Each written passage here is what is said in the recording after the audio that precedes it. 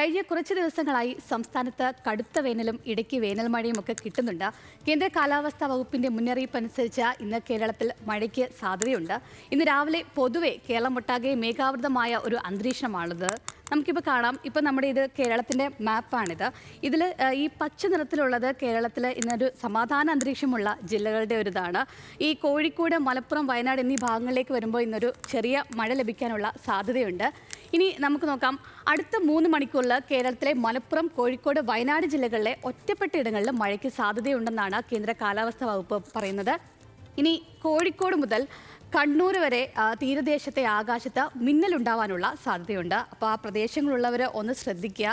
മിന്നലൊക്കെയാണ്, വേനൽ മഴയുടെ സമയമാണ്. ഈ സമയത്ത് മിന്നലൊക്കെ വരുമ്പോൾ ഒന്ന് ശ്രദ്ധിക്കേണ്ടത് വളരെ അത്യാവശ്യമാണ്. പിന്നെ ഈ മിന്നലിനൊരു പ്രത്യേകതയുണ്ട്. ഈ മിന്നലിന് ശബ്ദമുണ്ടാകില്ല.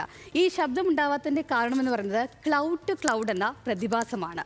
അതേസമയം ഇന്നലെ കോട്ടയം, പത്തനംതിട്ട ജില്ലയുടെ മിക്ക ഭാഗങ്ങളിലും മഴ ലഭിച്ചു എന്ന് അറിയാൻ കഴിഞ്ഞിട്ടുണ്ട്. ഇന്ന് വൈകുന്നേരത്തോടെ വിവിധ ജില്ലകളിൽ മഴയ്ക്ക് സാധ്യതയുണ്ടെന്നുള്ള ഒരു അറിയിപ്പാണ് നമുക്ക് കേന്ദ്ര കാലാവസ്ഥാ വകുപ്പ് മുന്നോട്ട് വെച്ചിട്ടുള്ളത്.